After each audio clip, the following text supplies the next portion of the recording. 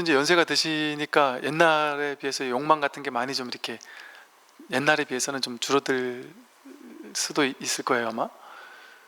뭐 식욕 같은 것도 옛날에 막 맛있는 거 먹어야 됐다면 뭐 그냥 먹으면 돼. 먹으면 배부르잖아요 그냥 뭐든. 근데 입에는 잠깐 달지 몰라도 몸에 안 좋은 건 막 먹는 거보다 어차피 먹으면 속에 들어가면 똑같은데 기왕이면 뭐 맛이 별로 없어도 그 몸에 좋은 거 그냥 오이를 하나 잘라 먹어도 홍당무를 잘라서 그냥 씹어 먹든 양배추를 그냥 잘라서 그냥 찍어 먹어도 사과 하나를 먹어도 그냥 그걸로 충분할 수 있단 말이에요. 엄청나게 뭐 거기에 막 가공을 한 채로 먹지 않더라도. 그래서 우리는 지금까지 이 모양의 세계, 내 관념이 만들어 놓은 모양의 세계, 금강경에서 말하는 그 모양의 세계, 나다 너다 하는 모양, 이 세상 모든 것도 좋다 나쁘다 옳다 그르다 하고 막 개념을 만들어 놓고 모양을 만들어 놓고 그 모양의 세계에 빠져가지고 사느라고 모양이 드러나기 이전에 이 그냥 이뿐인 세계, 뿐인 세계, 볼 뿐이고 들을 뿐이고 이럴 이뿐이잖아요. 이거는 좋은 것도 아니고 나쁜 것도 아니죠. 이게 다잖아요. 그냥 이뿐이에요. 그냥 이게 전부예요. 여기 뭔 의미가 있어요. 근데 그렇다고 해서 이게 없는 텅 비어서 아무것도 없는 곳에서 이게 드러났다는 걸 또 모르진 않아요. 공적한데 영지, 이걸 안단 말이에요. 이 첫 번째 자리에서 아는 이게 다 아니에요. 이게 전부잖아요. 이게 전부예요. 여기서 두 번째 자리 떨어져 가지고 아이 저 소리 좀 그만 내라, 저 소리 듣기 싫다 하거나 저 소리 더 듣고 싶다 하는 거, 그건 자기 분별이죠. 그냥 뿐이에요. 뿐. 이거는 저 앞에서 들리는 것도 아니에요. 내가 저 소리를 듣는다도 아니에요. 그냥 이렇게 경험되잖아요. 사실은 내가 저 소리를 듣는다 하고 주객이 둘로 나뉘어서 경험되지 않지요. 진짜로 한번 들어보세요. 이게 하나잖아요. 하나로 통으로 그냥 드러나는 거지. 그냥 이걸 해석하지 않으면, 분별하지 않으면 그냥 이거예요. 아주 심플한, 아주 단순한. 근데 여기다가 우리는 온갖 관념, 이미지, 의미를 개입시켜 가지고 좋다 나쁘다, 거룩하다 거룩하지 못하다, 내 인생이 잘 살았다 못 살았다, 훌륭하다 훌륭하지 못하다, 이런 것들을 막 개입시켜 놓는 거예요. 모두가 사랑스러워요. 우리들 모두의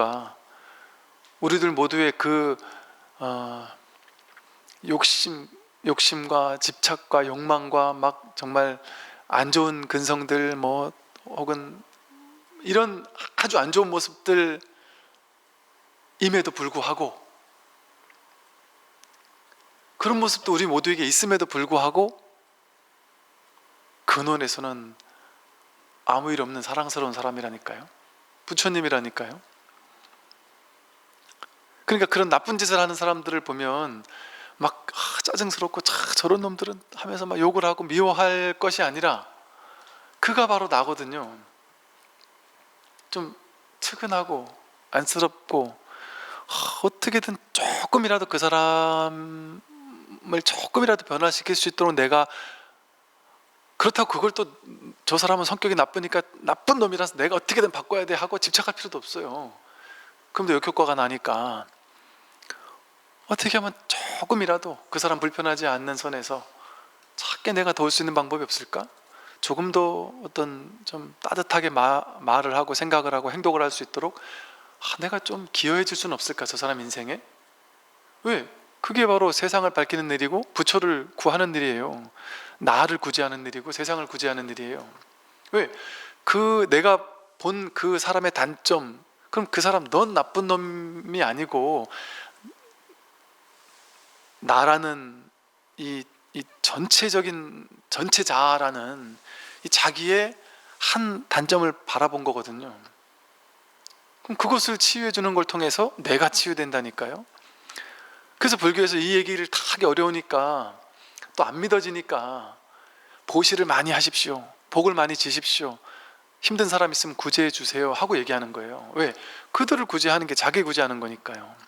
나와 완전히 연결되어 있는 하나거든요. 그러니까 모든 저놈이 안 좋은 걸 보면은 나는 예를 들어 잘 나가고 있고 나는 부자다. 근데 저 사람들은, 그러니까 요즘에 그래요. 이렇게 막 빈익빈 부익부가 심해진다 그래요. 뭐 무슨 아파트 값이 올라가니까 버는 사람은 계속 더 벌고 못 버는 사람은 더 못 번다 이런단 말이에요. 그러면 우리의 중생적인 마음에서는 어떠겠어요? 나는 집값이 자꾸 올라가니까 난 내 집값 자꾸 올라가니 난 좋지.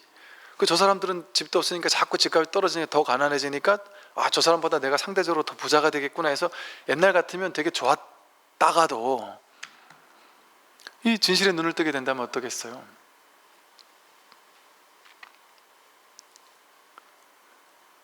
자기만 우월감을 느낄 것도 없어요. 상대방의 아픔이 바로 내 아픔과 다르지 않아요. 그러면 조금 더 뭐랄까 아름다운 사회를 꿈꾸겠죠. 특정한 사람만이 과도하게 막 잘 되는 이런 것보다도 모든 사람이 함께 좀 잘 됐으면 좋겠다. 제가 이렇게 얘기하니까 또 어떤 특정한 어떤 정치적인 진영을 얘기하는 것 같이 느껴질 수가 있는데, 그냥 보편적인 어떤 보시를 얘기하는 거예요. 자비의 정신, 사랑의 정신. 저들도 잘 살아야 되는데 내가 속으로 근데 잘 됐다 이놈아, 너 나는 잘 되고 있는데 너는 난 니네보다 훨씬 낫다, 이렇게 생각되지가 않는다니까요.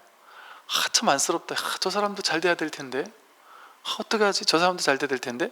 상대적으로 난 잘 됐으니까 난 됐어 하고 상대적 우월감을 느끼는 그 기쁨, 그 진짜 기쁨이 아니라니까요.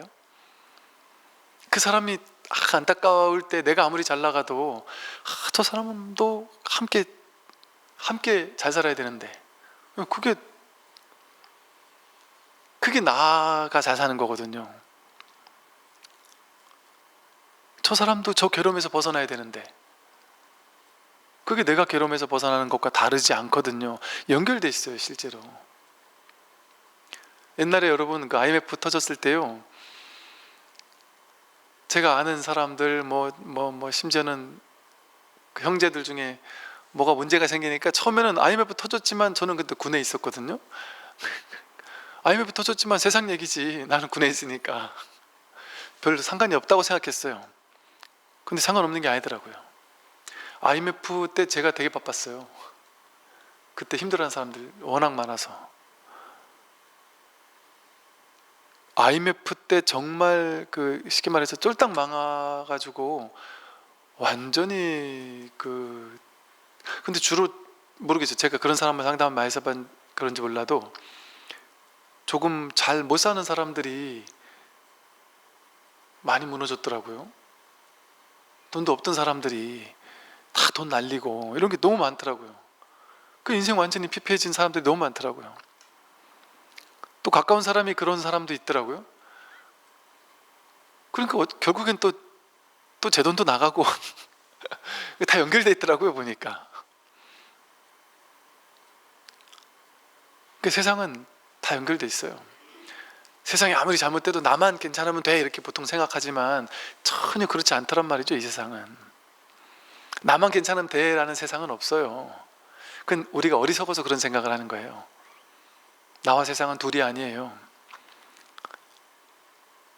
정말 둘이 아니에요. 그래서 나는 그래도 잘 나가니까 오히려 상대적인 더 우월감에 점점 더 높아지는데 괜찮아, 이게 아니라고요. 진짜 나라는 어리석은 아상, 에고에 사로잡힌 사람만 그런 생각을 할 수가 있는 거죠. 그래서 이 근원의 본성에서 본다면 우리는 완전히 하나예요. 완전히 하나면 하나는 하나를 알 수가 있어요? 눈이 눈을 볼 수 없듯이 하나는 하나를 어떻게 알아요? 하나가 하나를 어떻게 말을 해줄 수가 있어요? 서울에서 서울 가는 방법을 설명해 줄 수 있습니까? 방법이 있을까요? 자기가 서울에 있는데 서울 가는 방법 자꾸 알려달라고 하는 거죠. 그럼 방법이 없어요. 서울이 어디예요? 자꾸 물어요. 그럼 직진심해 주는 거예요. 서울을 가리켜 보이는 거예요. 여기야. 빌딩을 가리켜도 서울이고, 땅을 가리켜도 서울이고, 서울역을 가리켜도 서울이고, 마포구를 가리켜도 서울역이란 말이에요. 다 서울이란 말이에요. 온천지 다 서울 아닌 데가 없으니까. 그래서 이 공부는요, 이심전심으로 마음에서 마음으로 이렇게 통해야 되는 거예요. 그래서 이 공부가 이심전심이라는 말이 정말 중요한 말인 것이, 불교는 어떻게 깨닫는 것이냐, 부처님 같은, 보세요 여러분, 인도에서 불교 역사에서요, 부처님께서 마음을 탁 깨달았잖아요. 딱 깨닫고 나니까, 당신이 내가 깨달아 놓으니까 깨달은 것을 말로 설명하기 어렵지만 그래도 이렇게 저렇게 막 설명을 할 수도 있었고, 또 부처님의 위대한 점은 수많은 깨달은 사람들이 있었어도 부처님처럼 이 당신의 깨달음을요, 이렇게 놀랍게 체계적으로, 구체적으로, 교리적으로 딱딱 떨어지게 이렇게 가르칠 수가 없어요, 사람이. 근데 부처님은 놀랍게 모든 게 3박자, 4박자, 5박자가 다 갖춰졌어요. 어릴 때 29살 출가하기 직전까지 왕자 교육을 받으면서 인도 전역에서 최고의 수학자, 과학자, 언어학자, 모든 최고의 스승들을 다 데려와서 1:1 과외를 받을 수 있었고, 또 특히나 워낙 총명한 분으로 태어났었고, 그래서 그런 것들을 금방 흡수할 수 있었고, 그 모든, 인도는 상당히 논리적이잖아요. 그런 모든 것들을 다 갖추고 태어났단 말이에요. 근데다가도 아무리 그런 걸 갖추고 있어도 당신이 왕족이 아니면 왕들이나 그 당시 그 위에 있는 사람들이 상종을 안 했을 거예요. 근데 왕자였단 말이에요. 왕족이니까 이미 먹고 돌아가는 게 있었단 말이에요. 모든 게 다 맞아떨어졌단 말이죠. 방편력이 뛰어나셨고, 어떤 설법의 능력이나 이걸 교리화하는 능력, 이런 게 뛰어나셨어요. 이거 정말 지금 아무리 생각해도 놀라워요. 이거는 어떻게 이렇게 하셨지? 참 신기해요. 근데 물론 우리가 12연기, 사성제, 삼법인 뭐 이런 식으로 교리화된 불교는 석가모니 부처님께서 말씀하신 게 아니라 나중에 부파불교에서 이렇게 정리된 거예요. 쉽게 말해 교과서는 그냥 이렇게 쭉 서술하는데, 그 참고서에서 보면은 이걸 막 도표화 해가지고 1, 2, 3 해서 뭐 이렇게 하잖아요. 그런 것처럼 부처님은 그냥 자연스럽게 말씀하셨을 뿐이에요. 이야, 이건 진짜 법이다. 무상하잖아. 항상 하는 게 없지 않습니까? 고정된 실체라는 건 없어요. 계속 변화해 가는 거예요. 근데 그 변화해 가는 걸 계속 될 줄 알고 집착한다면 그 되겠습니까? 그건 괴로움입니다. 나도 변하는 거예요. 나도 계속 왔다 가는 거잖아요. 몸도 왔다 가고 느낌, 의지, 의식 다 왔다 가는 거잖아요. 이렇게 얘기를 했는데, 이걸 법화불교 사람들이 재행무상이란 얘기구나, 재법무화란 얘기고 일체계고란 얘기구나, 이건 삼법인, 몸과 마음이 색수상행식이라는 얘기구나, 이건 오온계공, 이런 식으로 이제 교리화시켰단 말이죠. 근데 부처님은 이걸 가르치는 능력이 뛰어나시다 보니까 부처님 때 수없이 많은 사람들이 깨달았어요. 그냥 법문만 들었을 뿐인데, 부처님 처음 오비구를 찾아갔잖아요. 일주일에서 2주일 만에 오비구가 다 아랑가를 증득했어요. 그러고 나서 조금 있다가 최고의 상수제자였던 마하가섭과 사립을 목건년도 또 만났는데, 그들도 일주일에서 길어야 2주일이었어요. 기본 일주일이나 5일, 뭐 하루 이틀 만에 깨닫는다니까. 다 뭐 했어요? 부처님이 명상 가르쳐줘서 깨닫는 거 아니에요. 이렇게 둘러 앉아가지고 법문했어요. 오비구 교화하는 초전법륜 그림이 절에 가면 나와 있잖아요. 5명, 스님들 5명 뭐 동그랗게 앉아 있잖아요. 좌선하고 있어요. 법문 듣고 있어요, 부처님. 사성제 8정도 얘기했던 거예요. 법문 듣고 다 깨어났어요. 물론 그러나 부처님께서도 그랬어요. 그 법문 듣고 깨어난 그 아라한들에게도 너가 지금 공부 다 된 게 아니다. 너가 부처처럼 되려면 한참을 더 공부해야 된다. 삶 속에서 수행을 해야 된다. 그런 얘기를 하셨어요. 가섭존자, 그 대단한 가섭존자한테도, 수불이 아난에게도, 야, 너희들이 아무리 아난과라고 해도 너희들이 나처럼 이렇게 붓다처럼 되려면 아직 멀었다. 그러니까 쉽게 말하면 도노후 점수예요. 쉽게 말해 그게. 아라한과를 증득했다고 하지만 여전히 업습이 남아있어서 더 갈고 닦아야 할 게 많다. 그러니까 겸손한 마음으로 공부해야 되는 거죠. 그러니까 깨달았다고 뭐 한 방에 도인된 것처럼 그건 진짜 우스운 얘기예요. 말도 안 되는 소리고. 그럴 수도 없고.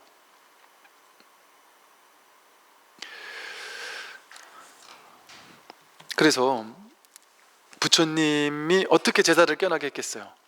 부처님은 내가 이 마음을, 이 선으로 표현한다면 이 마음을 확인했다 보니까 내가 확인한 걸 그냥 자연스럽게 있는 그대로 그냥 얘기해 줬을 뿐이에요. 근데 이게 부처님을 100% 믿는 거예요. 이제 100% 제자들이. 이 공부는요, 이 스승에 대한 완전한 믿음, 신뢰, 이게 없으면 공부 못해요. 그러니까 사실은 그동안의 승가가, 그러니까 지금은 되게 새로운 현상이죠. 이렇게 유튜브 같은데, 언론 같은 데다가 막 그냥 막 공개하는 건 위험한 일이에요. 사실은 옛날 같으면 소리 소문 없이 죽임을 당할 수도 있는 그런 상황이란 말이에요. 예를 들면 위험한 얘기니까, 어찌 보면 세상과 다른 얘기를 하고 있으니까. 근데 지금 그만큼 열린 시대이기도 하죠. 부처님이 당신이 깨달은 걸 그냥 이렇게 자연스럽게 얘기를 했을 뿐인데, 제자가 어떤 자세로 들어요? 저분은 깨달았고 난 모른다. 나에게 완전히 저분의 하는 말에 완전 헌신한다. 완전 믿는다. 그리고 나를 내세우지 않겠다. 나는 모른다 하고 완전 하심, 겸손하게 하심하는 마음, 나는 모른다 하고 그냥 완전 내맡기는 거예요. 이런 자세로 공부를 해야 돼, 이 공부는. 그래서 뭐 재보고 판단하고 평가하고, 그건 이제 입문하기 전에는 그걸 충분히 해보는 게 좋죠. 근데 이제 내가 딱 들어가서 내가 공부하겠다 맘먹으면 이제부터는 종교예요. 종교. 이제부터 믿음이 있어야 돼요. 그러지 않고 계속 머리로 해석하면서 저 사람의 말이 맞나 틀리나, 이 말은 맞고 저 말은 틀린데, 자꾸 이렇게 머리로 판단 분별하면서 들으면 공부가 엄청 더뎌요. 당연히 더뎌요. 이해돼야만, 용납돼야만 믿을 거거든요. 그럼 모르는 걸 나는 모른다. 근데 저 사람은 안다. 난 모르니까 일단 들어보자. 일단 나는 모르니까 맞겠지. 저 사람 말이 맞겠지. 나는 모르니까. 그리고 열고 들어야 돼요. 그러면 너무 쉽게 들어올 수 있단 말이죠. 그 부처님 당시 그런 일이 일어났던 거예요. 부처님에 대한 굳은 믿음이 있으니까. 그래서 이 공부는 스승에 대한 믿음이면 게임 끝이에요. 그러니까 좋은 스승을 만나는 것은 이 공부의 반 이상인 것 같습니다. 그랬더니 부처님께서 아니다. 좋은 스승을 만나는 건 이 공부의 전부다. 이랬어요. 전부예요. 그러니까 좋은 부처님을 만나니까 그 당시 모든 사람들이 대부분 다 깨어났잖아요. 그러고 끝이었어요. 인도 역사에서. 거의 그때가 끝이었어요.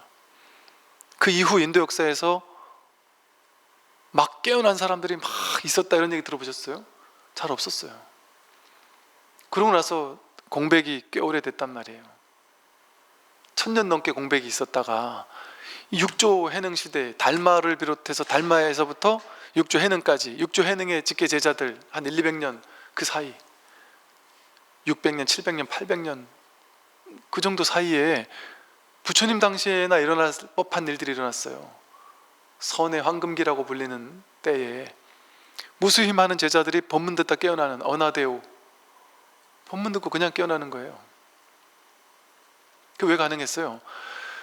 이 마음을 본인이 확인한 사람은 이 마음을, 자기가 확인한 걸 그냥 전해주는 거예요.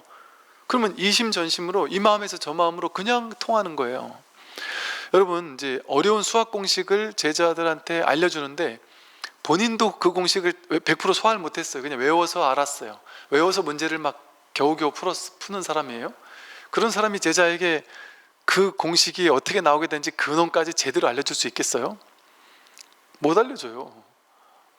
가끔 스승보다 더 뛰어난, 스승은 대충 가르쳐줬는데 제자 중에 너무 뛰어난 사람이 어쩌다가 막 가물에 콩 나듯이 한두 명이 그걸 알 수 있을지 몰라도, 그런데 너무나도 명확하게 확연하게 아는 스승이 있다면 자기가 너무 시원하게 아니까 너무 간단한 방식으로, 자기만의 쉬운 방식으로 딱 설명해 줄 수 있겠죠.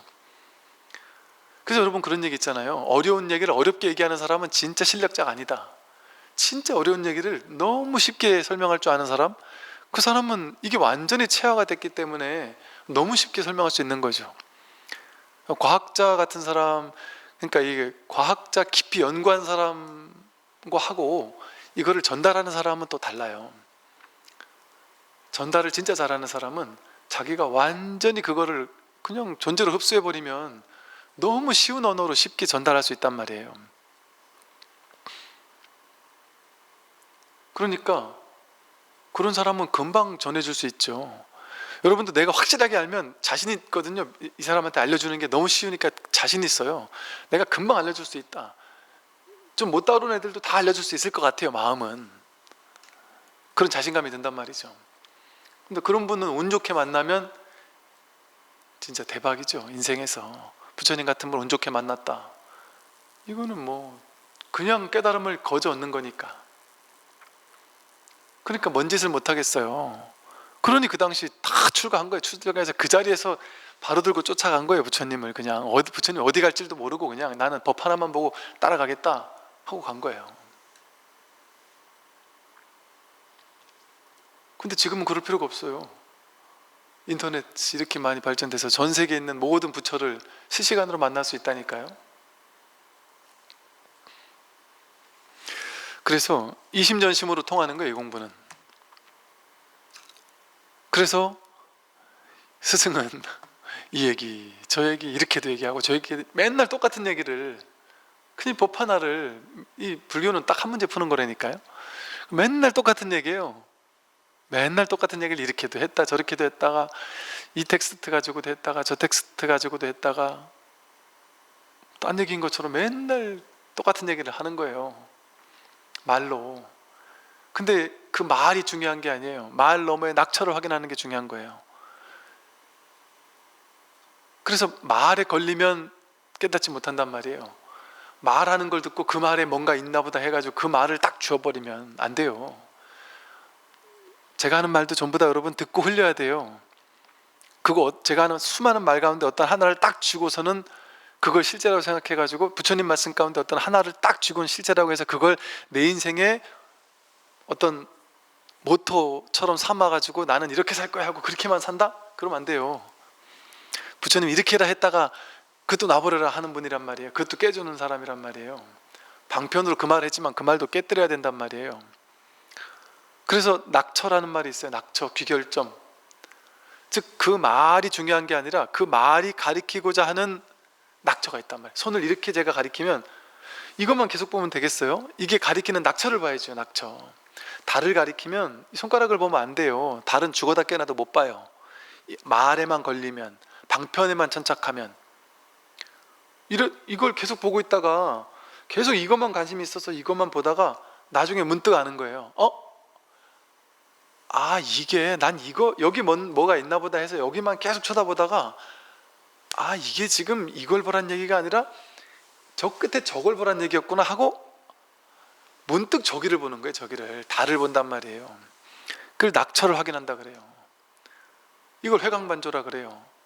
그래서 계속 법이 어딨지 법이 어딨지 하고 저기 있나 저기 있나 저기 있나 저 말에 있나, 이렇게 바깥으로 모양을 세워놓고 그걸 향해 찾아다니다가 문득 여기 있나 하는 이놈이고 저기 있나 하는 이놈이고 모르겠다 하는 이놈이라는, 그냥 문득 자기를 확인한단 말이에요.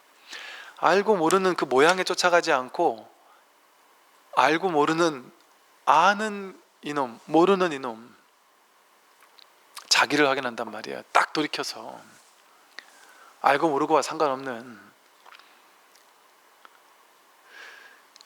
이 간단한 자기에게로 돌아오는 길이에요. 이게 자기 마음을 확인하는 길이고. 그러니 이거를 진짜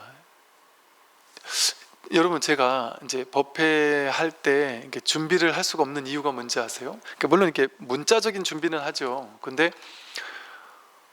이 법을 어떻게 하면 정말 이렇게 사람들이 누구나 알 수 있을 만하게 좀 아주 쉽게 막 쌈박하게 이렇게 확실하게 뭔가 설명해 줄 수 있는 기가 막힌 방법이 없을까를 나름 한때 뭐 많이 연구해 봤어요. 근데 이게 아이러니한 게요, 진짜 재밌는 게, 이 공부는요, 이거를 어떻게 하면 좀 제대로 알려줄 수 있을까 하고, 뭔가 쌈박하게 알려줄 수 있는 방법이 없을까 하고 뭔가 막 정리하려고 하면 할 수가 없어요. 절대 할 수가 없어요.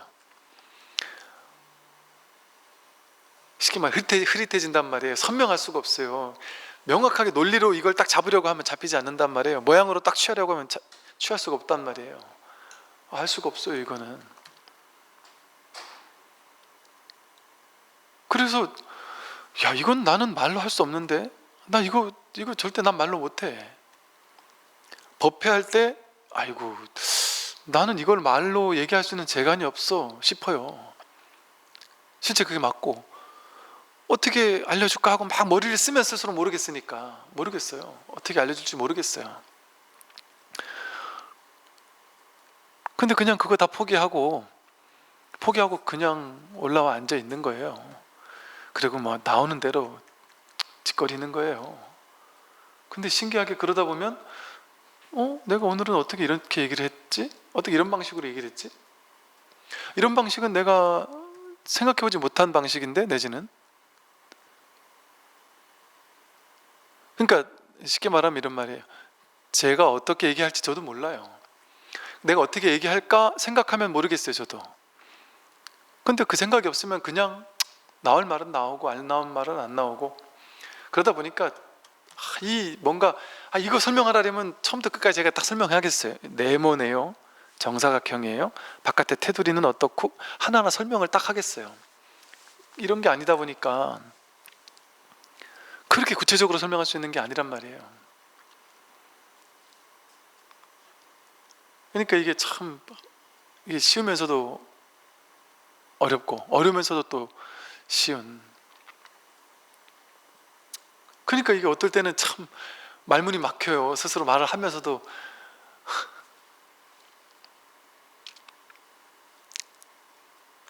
이게 법이 그래요.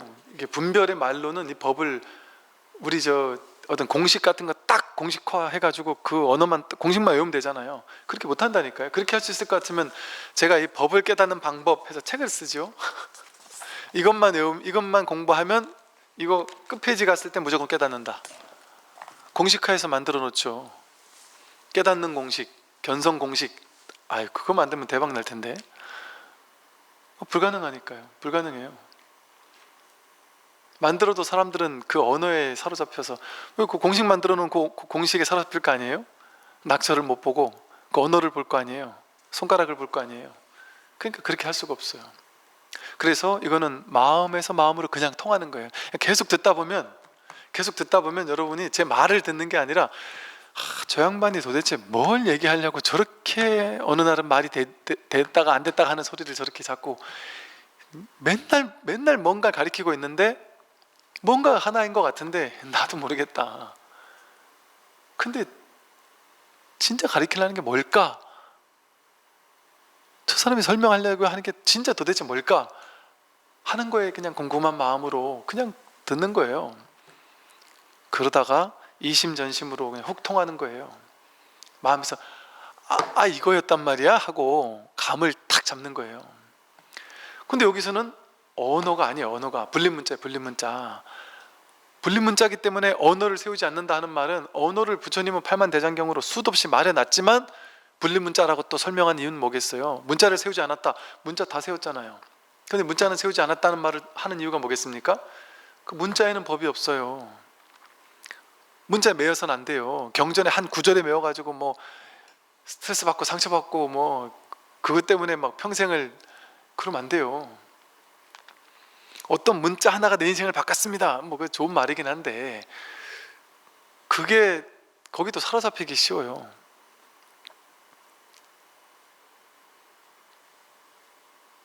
그래서 부처님도 계율 같은 것도 소속에는 버려도 좋다 이렇게 얘기를 하셨고, 계율이라는 정해진 실체가 없어요. 그러니까 사람들이 사고치면 사고칠 때마다 하나씩 만든 게 계율이에요.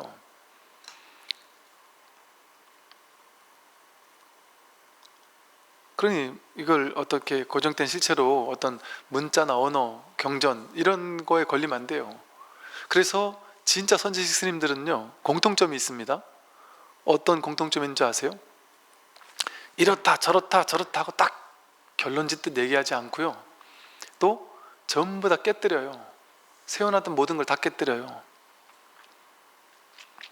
우리 마음속에서 이 책을 읽었는데, 이 책을 읽고 나니까 아, 이건 이렇게 열심히 해야 될 거고 저건 하면 안 되는구나. 아, 이건 열심히 갈고 닦아야 될 거고 저건 절대 하면 안 되는 거구나. 이런 상을 강화시키는 거 있잖아요. 뭐 어떤 책들 보면 그런 게 있어요. 너 나쁜 말은 아닌데 이거는 절대 하면 안 되고 저거는 절대 해야 된다. 이거 하면 절대 나쁜 놈이다. 뭐 이런 식의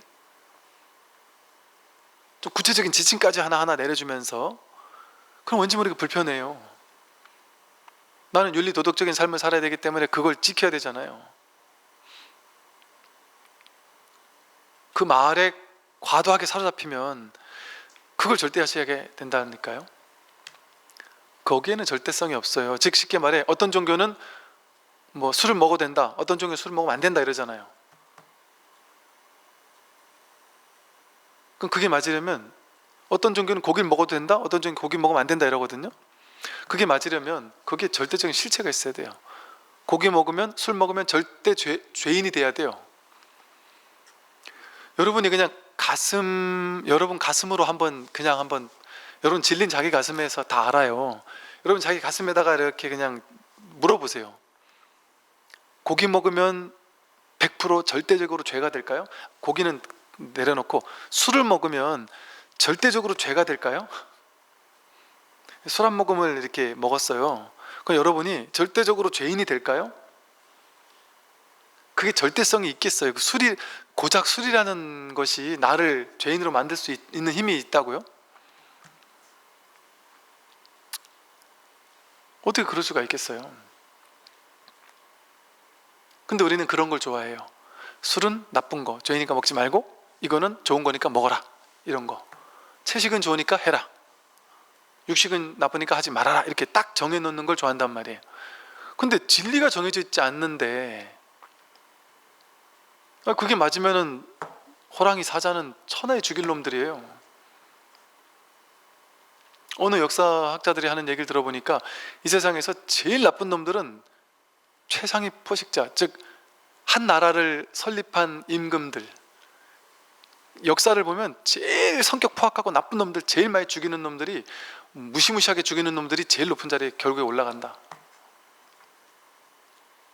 제일 나쁜 놈들이 간다는 거예요.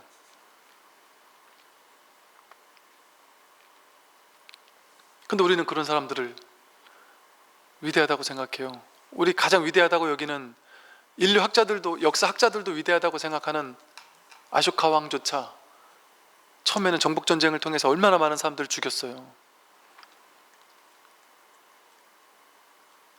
근데 그 사람 위인이라고 얘기하잖아요, 일각에서는.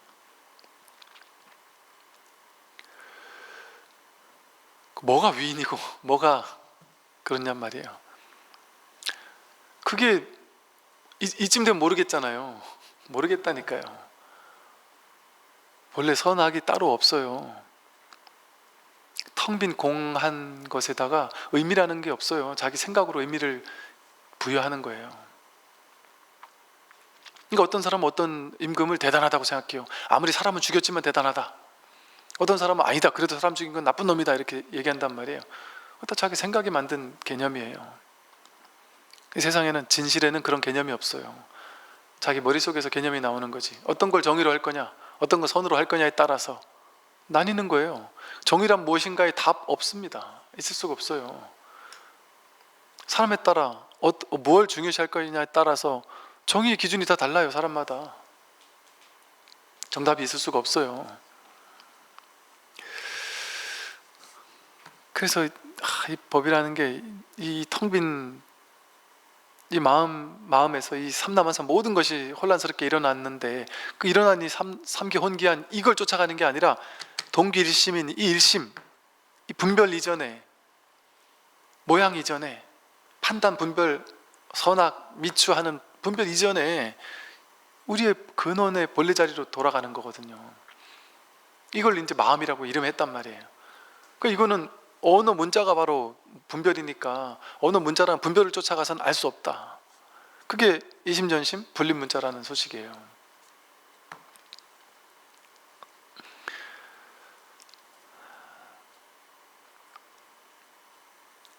네, 이렇게 참 얘기를 하다 보니까 막 시간이 금방금방 가네요. 그래서 문활, 약 분립문자 이하위심했어요. 묻는다. 만약 분립문자라면, 이렇게 문자를 세우지 않는다면 도대체 무엇으로 마음을 삼아야 됩니까? 문자를 세우지 않는다면 무엇으로 마음을 삼습니까? 답한다. 이게 이제 다음 주부터 이제 우리 공부할 거, 이제 이 혈맹론에서는요, 끊임없이 견성, 자기 마음이 뭔지에 대해서 계속해서 직진심하고 있어요. 가리켜 보이고 있어요. 무엇이 마음입니까? 하고 물었어요. 무엇이 마음입니까? 그게 마음이다 이거예요. 그대가 나에게 묻는 것이 바로 그대의 마음이고 내가 그대에게 대답하는 것이 바로 나의 마음이다. 묻는 내용, 내가 대답하는 내용, 거기 마음이 있는 게 아니고, 보세요. 이제 질문하는 사람이 법이 뭡니까? 하고 묻든지, 달마가 서쪽에서 온 뜻이 뭡니까? 동쪽에서 온 뜻이 뭡니까? 묻거나, 마음이 뭡니까? 묻거나, 깨달음이 뭡니까? 하고 묻거나, 물음이 중요한 게 아니고, 또 답하는 사람이 묻고 나서, 답하는 사람이 어떻게 대답할까? 우린 그거 관심 있잖아요. 여러분이 마음이 뭡니까? 하고 물으면 저 스님이 어떻게 대답하지? 저 스님의 대답 속에 마음이 있겠구나. 저 스님의 대답한 그 내용을 잘 파악해보면 거기서 마음을 알 수 있겠구나 하고 생각한단 말이에요. 그러니까 그 스님이 뭐가 마음이다 하면 그게 왜 마음일까 하고 그 말 속에서 마음을 찾는단 말이에요. 물었으니까, 답을 했으니까 답한 내용 속에 답이 있을 거다라고 우리는 100% 생각하잖아요. 그 모양 쫓아가는 거예요. 말 쫓아가는 거예요. 분리문자가 아니에요. 스승이 무슨 말을 해도 다 마음을 얘기하는 거예요. 사실은 스승이 무슨 말을 하든 그 말의 내용은 중요하지 않아요.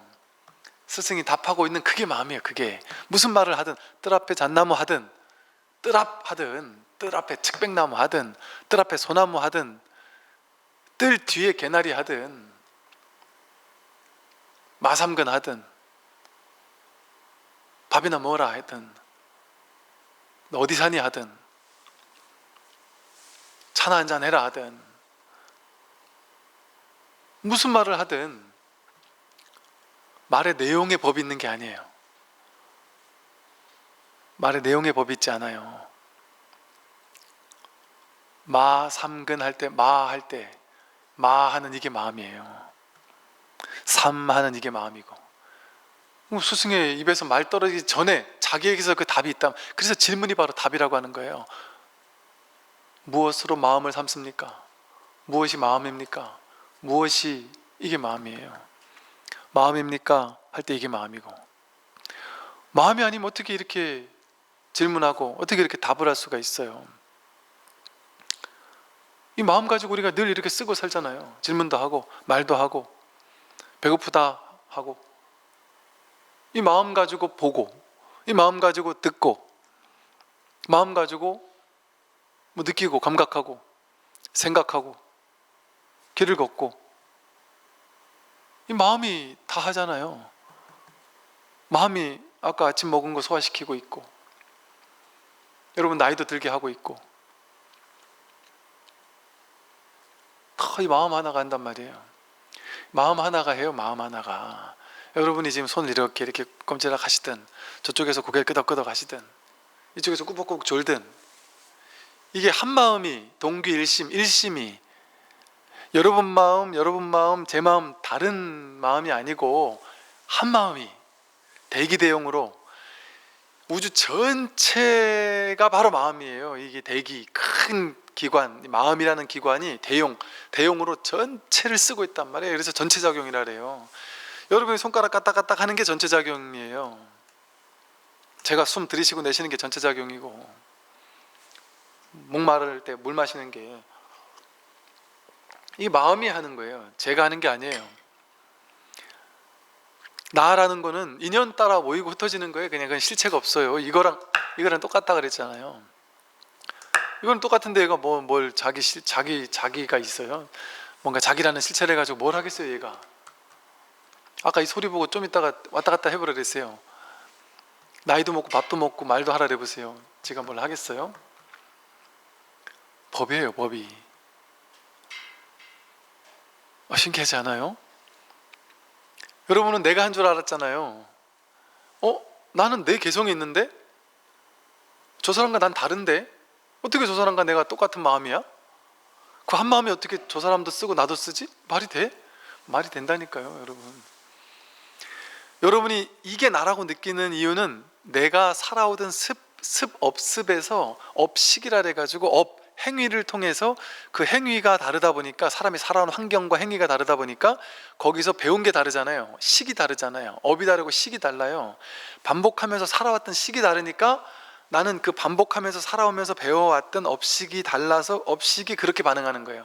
착한 엄마 아빠 밑에서 산 아들은 어떤 일을 봤을 때 착한 쪽으로 반응을 하고, 좀 이기적이고 좀 욕도 하시고 이러는 부모님들 밑에서 자란 아이들은 그런 반응을 하는 거예요. 자기가 하는 게 아니고 인연 따라 그런 반응을 해요. 아닌데요, 저는 착한 부모님 밑에서 자라서 늘 착한 짓을 하다가 어느 날 갑자기 자유의지를 가지고 나쁜 말도 한마디 했는데요. 그거 왜 했을까요? 그게 완전 인연 때문에 했어요. 어떤 인연이었겠어요? 그렇게 확 반전하는 어떤 행동을 할 때는 왜 하는지 아세요? 내가 늘 똑같은 걸 하다가 어제 누가 한마디 나한테 했거나, 너는 맨날 그러더라? 뭐 변화가 없어, 이랬든지, 아니면 TV에서 뭔가 너 할 줄 알아야 된다라는 얘기를 들었든지, 무조건 착한 사람 컴플렉스도 좋은 건 아니다라는 말을 들었든지, 예를 들면, 아니면 여기에 뭔가 나의 이익이 걸려 있든지, 아니면 뭔가 인연이 딱 와버리면 전혀 다른 행동을 취하기도 해요. 근데 그걸 자기는 자유의지라고 생각해요.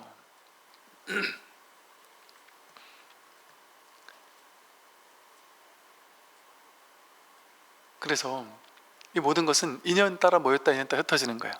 반야심경에 부처님 가르치면 오온이 공하다라는 게 수상행, 행원이 의지예요. 행원이 의지작용이에요. 욕구, 의지. 그게 공하다 그랬잖아요. 그게 내가 아니라 그랬잖아요. 자기 욕구가 정해진 계속 가는 욕구가 있습니까? 없어요. 옛날에 제가 한때 여행 엄청 가고 싶고 막 이러더니 전혀 별로 가고 싶지가 않아요. 가나 마나 별 차이가 없어요. 의지가 달라진다니까요. 그때는 그게 난 줄 알았는데 지금 보니까 그게 내가 아닐 수도 있단 말이에요. 의지도 계속 달라져요. 나이 들면 또 뭐 하고 싶지 않아지기도 하고, 의식도 계속 바뀌고, 뭘 가지고 나라고 할 수가 없어요. 나라고 할 수가 없는데 신기하게 이렇게 보고 해석하는 건 내 업식이 하지만, 이 보는 이 자체, 듣는 이 자체, 분별 이전에 첫 번째 자리에서 보고 듣고 알고 느끼고 생각하고 말하고 반응하고, 뜨거운 물 오면 뜨거 하고, 이거 완전 전자동 아닙니까? 심지어 여러분은 운전하려고 차에 딱 앉아도 운전 전자동으로 해요. 나는 딴 거 하고 있었는데, 라디오 듣고 딴 거 하고 있었는데, 딴 생각 심취하고 있었는데 가만 보니까 도착해 있어요. 이 손발이 전자동으로 그냥 운전을 시켰단 말이에요. 마음이 했단 말이에요. 마음이. 내 에고로서의 마음, 내 개체적인 자아의 마음이 한 게 아니라 걔가 하는 거는 뭐냐 하면 분별. 이게 옳고 저건 그르고, 이건 좋은 일 저건 나쁜 일, 막 분노하고 화내고 탐진치 삼독심 일으키고 하는, 이거 안 하면 절대 안 돼 하고 막 이런 고집하고 이러는 거는 이제 자기 에고가 하는 거죠. 근데 근원적으로 그 에고의 두 번째 자리에 떨어진 에고의 작용 이전에 그냥 보는, 듣는, 말하는, 질문하고 행동하고 배고프고 길을 걷고, 이 모든 일거수일투족 누가 하냔 말이에요? 뭐가 하냔 말이에요? 마음이 한다. 마음 하나가 해요. 마음 하나가. 이게 진짜 자기예요. 자기 본래 면목이에요. 그러니까 이 자기 본래 면목이 여러분 거 제 거가 달라요? 여러분 마음이 제 마음이에요. 우리는 한 마음이에요. 한 마음. 한 마음이 지금 이렇게 사는 거니까 이 한 마음이 가난하게 살고 한 마음이 부자로 살아요. 한 마음이라는 진정한 나의 본래 면목이 저 가난한 육신을 움직이고 있단 말이에요. 그런데 그들이 배고프면 나도 모르게 첫 번째 자리에서 첫 마음은 어때요? 여러분 전부 다 너무 힘들고 찢어지는 사람을 내가 보면 어때요? 누구나 첫 번째 자리에서 나도 모르게 줘야지, 도와줘야지, 바로 반응이 나와요. 사실은 자동 반응이. 누가 옆에서 뭐가 떨어지는데 그 사람 머리 위에 떨어질 것 같다, 모르고 알고 상관없이 나도 모르게 자동 반응으로 확 잡아줘요. 그건 자동 반응이에요. 그냥 그 자동 반응은 뭐예요? 하나예요. 하나에서 무조건 돕는 거예요. 자비예요. 금강경에 보면 처음에 무슨 보시바라밀 얘기 계속 나와요. 법을 얘기하다 말고 갑자기 보시바라밀을 하라래요. 삶 자체가 보시가 되도록 해야 된다는 거예요. 그게 법의 자리에서 나오는 거니까. 하나임의 자리, 동체배심의 자리에서 나오는 거거든요.